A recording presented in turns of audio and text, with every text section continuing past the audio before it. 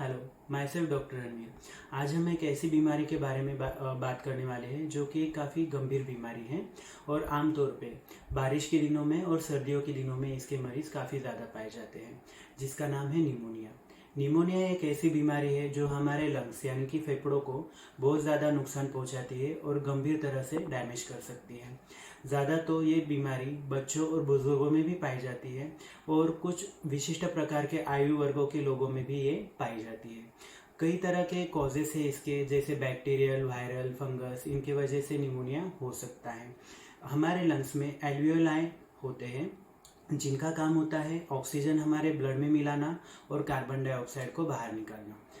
Pneumonia में infection की वजह से हमारे लंग्स में फ्लूइड जम जाता है, जिसकी वजह से ऑक्सीजन हमारे बॉडी में कम पहुंचता है, जिसकी वजह से हाइपोक्सिया नाम की कंडीशन डेवलप हो सकती है। अब हम जानते हैं निमोनिया के प्रकार मतलब टाइप्स के बारे में। सबसे पहला होता है कम्युनिटी एक्वायर्ड निमोनिया। दूसरा जो होता है वो बैक्टीरियल निमोनिया, जो कि काफ़ी कॉमनली पाया जाता है और इसका जो पॉजिटिव ऑर्गेनिज्म है स्ट्रेप्टोकोकस निमोनिया ये होता है, जिसे हम लोबार निमोनिया नाम से भी जानते हैं।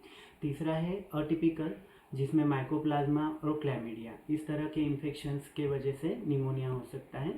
फंगल निमोनिया और कोविड-19 जो कि अभी रिसेंटली हमने देखा है, इसके काफ़ी सारे मरीज आखिरी 2 या 3 सालों में पाए जा रहे हैं। अगला जो निमोनिया है वो है नेजोकोमियल निमोनिया, जिसमें हॉस्पिटल एक्वायर्ड यानी कि HAP हॉस्पिटल एक्वायर्ड निमोनिया भी होता है और plus VAP ventilator acquired pneumonia भी होता है। अगला एस्पिरेशन निमोनिया, जिसमें कि उल्टी या तो बलगम हम स्वैलो या एस्पिरेट करते हैं, जो कि हमारे फेफड़ों में जाने के चांसेस होते हैं, इसे हम एस्पिरेशन निमोनिया के नाम से जानते हैं। अब हम जानते हैं विभिन्न स्टेजेस के बारे में निमोनिया के। जो पहली स्टेज होती है उसे हम रेड हिपैटिनाइजेशन स्टेज कहते हैं। यहाँ पर ये स्टेज पहले 2 से 3 दिनों में आमतौर पे पाई जाती है। दूसरी स्टेज होती है ग्रे हिपैटिनाइजेशन स्टेज, अगले 2 से 3 दिनों में यहाँ पे ये स्टेज पाई जाती है।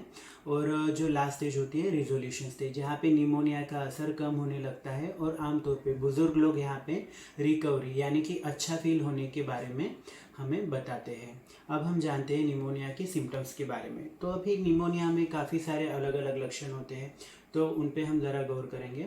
कभी कोई पेशेंट चेस्ट पेन के बारे में आपको कंप्लेन करता है, खांसी बहुत ज़्यादा होती है, जहाँ पे बलगम भी बहुत आता है पेशेंट को, थकान बहुत जल्दी होती है, भूख नहीं लगती है, उसके साथ साथ कभी कभार ठंड बुखार भी होता है, पसीना भी आता है पेशेंट को, खाने की इच्छा नहीं होती जिसे हम नौशिया भी कहते हैं, और सांस लेने में भी कभी कभार दिक्कत हो सकती है। ऐसे वक्त हमें पेशेंट को ऑक्सीजन सपोर्ट की ज़रूरत देना पड़ सकती है। अब हम जानकारी लेते हैं रिस्क फैक्टर्स के बारे में, यानी कि निमोनिया ये किन प्रकार के लोगों में हो सकता है, या तो रिस्क किन पेशेंट में ज़्यादा बढ़ सकती है। जो ऑलरेडी इम्यूनो कॉम्प्रोमाइज पेशेंट्स है या किसी बीमारी से लाइक एड्स हो गया या किडनी से कोई रिलेटेड बीमारी, लंग्स से ऑलरेडी कोई रिलेटेड बीमारी से सफ़र हो रहे हैं, ऐसे बीमारियों में उनकी रिस्क बहुत ज़्यादा बढ़ जाती है। और शुगर वगैरह के पेशेंट में भी इनकी बहुत ज़्यादा रिस्क होती है। अब बचाव कैसे किया जाए।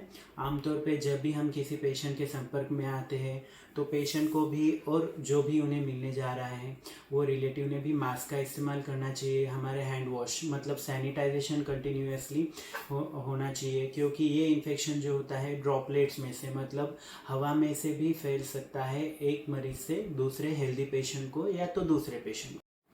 अब हम इसके डायग्नोसिस के बारे में जानकारी लेते हैं, मतलब ये बीमारी कैसे पता करनी चाहिए। इसके लिए आपके डॉक्टर आपको क्लिनिकली डायग्नोस भी कर सकते हैं और इसकी गंभीरता के बारे में जानकारी के लिए आपको सलाह दे सकते हैं कि आप एक्सरे करवाएं, ब्लड चेकअप करवाएं, स्पूटम एग्जामिनेशन करवाएं।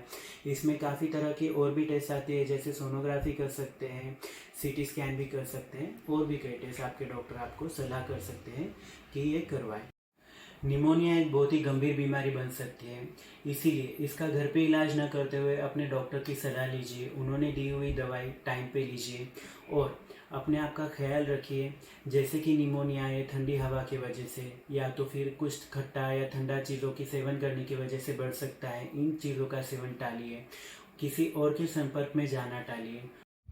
निमोनिया एक बहुत गंभीर बीमारी बन सकती है, इससे बचने के लिए अपने डॉक्टर की सलाह रेगुलर लीजिए, उन्होंने दिए हुए मेडिकेशन प्रॉपरली फॉलो कीजिए। और हाँ, निमोनिया जैसे और कोई बीमारी या निमोनिया के बारे में और भी जानकारी के लिए आप मुझे मेरे दिए हुए ईमेल आईडी पे ईमेल कर सकते हो, जो कि मैंने डिस्क्रिप्शन में प्रोवाइड किया है। साथ ही मेरा मोबाइल नंबर भी प्रोवाइड किया है, जो कि सेम है व्हाट्सएप के लिए। आप मुझे वहाँ पे भी कांटेक्ट कर सकते हो। ऐसे ही मोर एक्साइटिंग वीडियोस और इन्फॉर्मेशन के लिए मेरे चैनल को लाइक शेयर सब्सक्राइब करना ना भूलिए। और हाँ, स्टे ट्यून्ड, स्टे हेल्दी।